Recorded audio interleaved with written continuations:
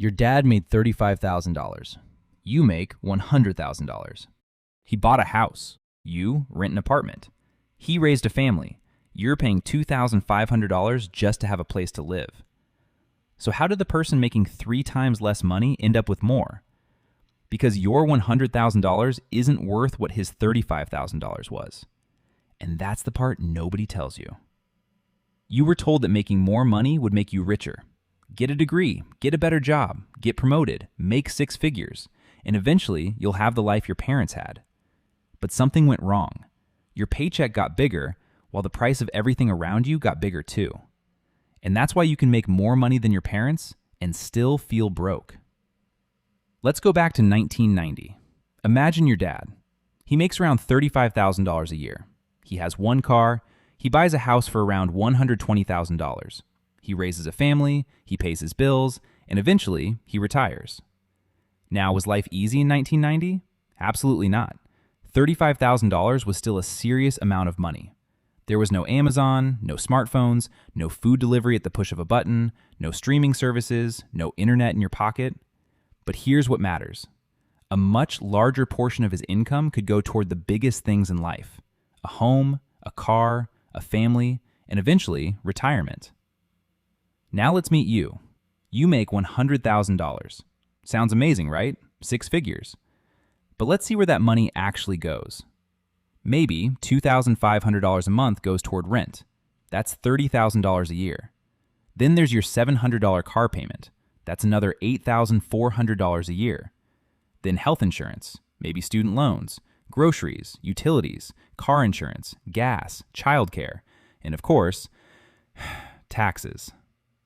Suddenly, that $100,000 doesn't feel like $100,000 anymore. And you're not necessarily living some crazy luxury lifestyle. You're just paying for normal life. That's the problem. The cost of a normal life has changed. Let's start with the biggest one: housing. Your dad bought a house for around $120,000. Today, depending on where you live, that same amount might barely get you into the housing market. And this is where the comparison gets uncomfortable. Your salary may have nearly tripled, but housing didn't simply become 3 times more expensive. In many places, it became dramatically more expensive relative to income. So your dad wasn't necessarily making more money, he just needed less of his income to secure the foundation of his life: a house. And owning a house changes everything. You're not just paying for somewhere to sleep, you're building equity, you're creating an asset, and eventually you can pay off the mortgage. But if you're renting, the money leaves your bank account, and next month you have to pay again. That's not to say renting is always bad. Sometimes renting is the smarter financial decision. But the point is that housing can consume a huge portion of your income before you even start living your life. And then there's healthcare. Your paycheck might be 6 figures, but getting sick can still scare you financially. Health insurance premiums, deductibles, co-pays, prescriptions, unexpected medical bills. Healthcare has become another major expense attached to simply being an adult. And here's the weird part. Part of your higher income isn't making you richer. It's paying for protection against financial disaster. Then there's education.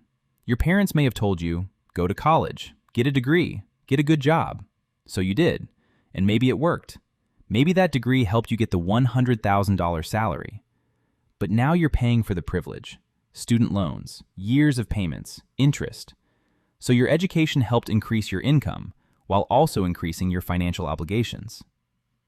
And then you have kids. And this is where another enormous expense appears: childcare. If both parents work, someone has to take care of the children, and that can cost thousands of dollars a month. So you earn more, your partner earns more, your household income looks fantastic, and then childcare takes a giant piece of it right back. And transportation isn't getting any cheaper either. Your dad may have had 1 car. Today, a lot of households have multiple vehicles, and modern cars can cost tens of thousands of dollars. You have a $700 car payment. That's $8,400 every year. And that's before insurance, before gas, before maintenance, before repairs. A car isn't just the price on the window sticker.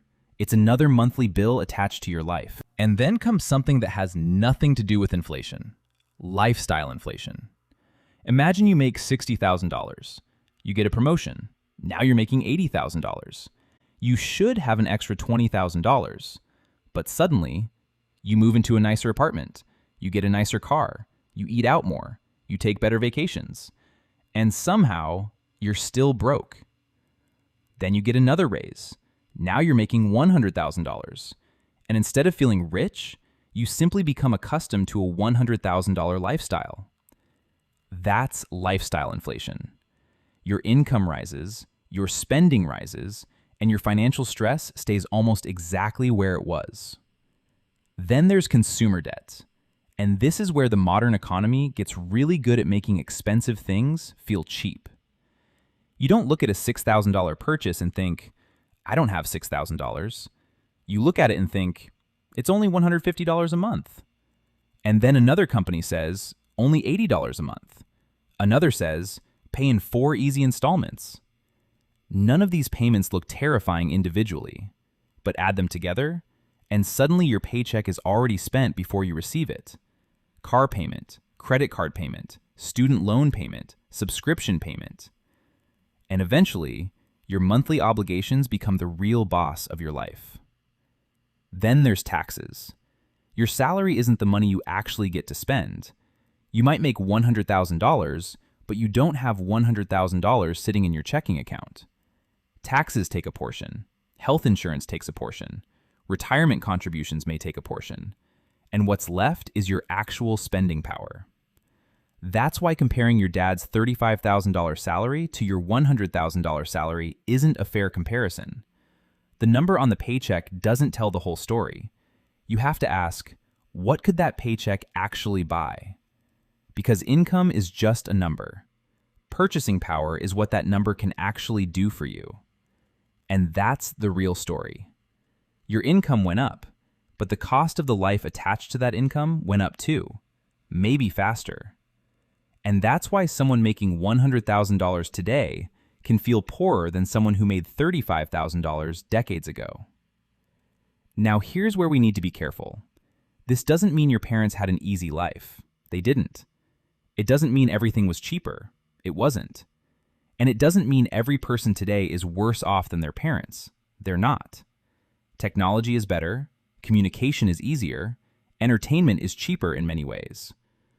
But when it comes to the biggest expenses, housing, healthcare, education, childcare, transportation, those costs can dominate your financial life. And that's why the question shouldn't be, how much do you make? The better question is, how much of your life can your income actually pay for?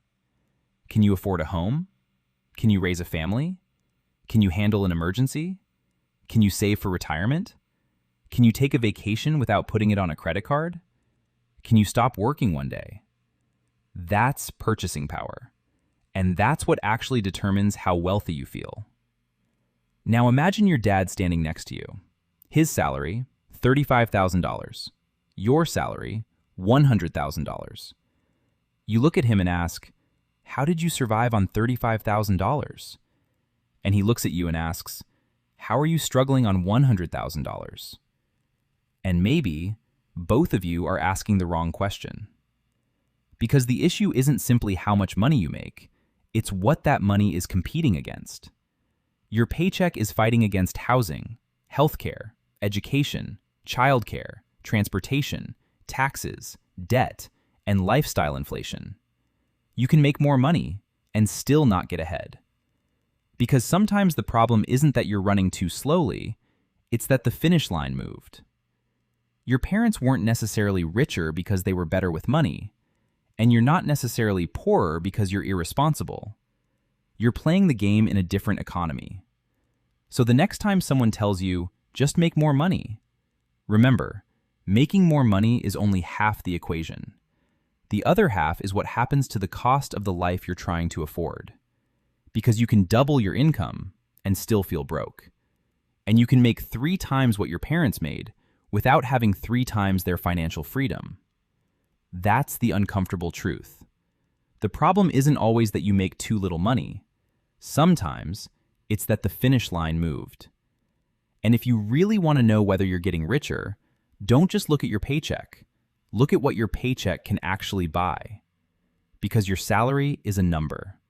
Your purchasing power is your real wealth.